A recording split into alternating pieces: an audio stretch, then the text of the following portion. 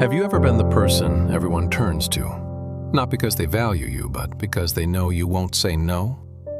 You are there every time. You rearrange your day, your energy, your plans, and you tell yourself that this is simply your nature, your way of being. But in the quiet moments when no one needs anything, a question slowly rises to the surface. When did helping stop being a choice and become just something you do? This story is about the moment when that question becomes impossible to ignore. There was a donkey living in a valley who had never learned to say no. He simply couldn't do it. Not because he didn't have the words, not because he didn't understand what was being taken from him. He just believed, in the way some beliefs go so deep they no longer feel like beliefs at all, that his worth came from being useful. He believed that if he was no longer needed, something essential about him would disappear along with it. He continued living within this thought. So he helped. Completely, quietly, without waiting to be asked again. He always thought he had to help, as if he was always obligated to do it. When the rabbit's harvest became unexpectedly heavy, the donkey carried it to the edge of the valley without saying a single word. When the crow needed something carried across the ridge before the rains arrived, the donkey went immediately. Even though the rain came early and half the path turned into mud, he did not stop helping. When the fox asked for a favor and framed it like a compliment, the donkey accepted everything and asked for nothing in return. He had watched what that kind of hunger does, how it empties a creature from the inside, until the world quietly stops giving back. He told himself it didn't matter. He thought of it as if it didn't matter. The seasons passed the way they do when a person is constantly busy, fast, without much texture, one task blending into the next. The donkey did not measure time by the changing light or the direction of the wind. He measured it by the loads he carried and the requests he fulfilled. He always did this, and each time something small and quiet inside him waited. Not for a reward, not even exactly for gratitude or thanks. He just wanted one of them to look at him, truly look, and see something beyond what he could do for them. That never happened the way he imagined. Instead, what happened was more requests. And because he never refused even once, asking him for help became an ordinary habit for everyone around him. The rabbit stopped saying, "Please." The crow stopped explaining why. The fox stopped pretending there would be something in return. Not out of bad intention. There had never been a reason for them to think the donkey might have a limit. He had never shown them one. Without realizing it, he had taught them that he never ran out.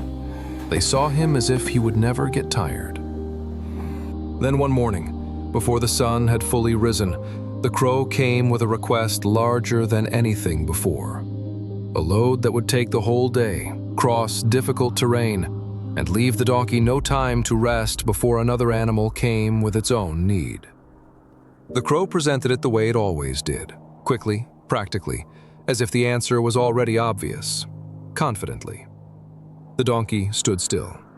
He didn't refuse, not immediately. He just stood there and, for the first time in a long while, allowed himself to feel the weight of the moment, instead of moving to carry it right away. He felt the fatigue in his legs, that dull ache in his back. It had become so familiar that he no longer felt it as pain. The particular exhaustion that didn't come from the work itself, but from no one ever asking, "Do you want to?" And suddenly, in that silence, something became clear. He had been giving from a place he told himself was strength. But strength, he now understood, makes a choice. What he had been doing was something else. A quiet surrender that looked like generosity from the outside, but felt like slowly disappearing on the inside. He looked at the crow. He said he could not carry that load today. The crow blinked, tilted its head the way birds do when the world behaves unexpectedly. It waited for a moment, as if the sentence would correct itself. Then it left, not in anger, just quietly, the way animals leave when things do not go as expected. The rat had heard about it in the afternoon. The fox learned by evening. A brief, uncomfortable shift passed through the valley, the kind that happens when something reliable suddenly behaves as if it has an inner world of its own. But the donkey had already stopped worrying about that. That day, he rested, fully, without apologizing. As the light changed, he stood at the edge of his field and felt something return that he hadn't realized he had lost. A quiet awareness of his own boundaries, of where he ended and where the demands of the world began. The next morning, when the rabbit came with a smaller, more reasonable request, and with a hesitation in its voice that had never been there before, the donkey helped. Sincerely, without resentment, because this time it was a choice.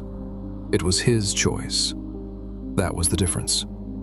And it changed how helping felt completely, for him and for the rabbit. There is a form of generosity that comes from fullness, and one that comes from fear. From the outside, they may look the same effort, the same willingness, that quiet habit of placing others before yourself. But at the end of the day, only one of them leaves something with you. Those who give beyond their own boundaries know very well which one they are living, and what it silently costs to return to the other. And once you feel it, going back becomes very difficult. At first, it doesn't seem like much. There is no dramatic change, no sudden break, no clear moment you can point to and say, "This is where it changed." It happens much more quietly than that. In the moment you almost pause, but don't. In the moment you hesitate, but still say yes. In the moment your body becomes tired before your mind allows you to notice. Until one day, you truly realize it, and something doesn't feel familiar. It feels foreign. Not because it is new, but because it has been missing for much longer than you realized. A sense of where you end and where everything else begins. Some people never reach that moment. They continue, they keep giving. They keep losing small pieces of themselves in ways no one else can see. And some do reach it, quietly, without needing to explain, without needing anyone's approval. They simply stop, just enough to feel the difference. And once they feel it, it changes how everything feels afterward. Not everyone notices it immediately. Some, like the turtle, only understand it much later. Maybe they decide in that moment. See you in the next story.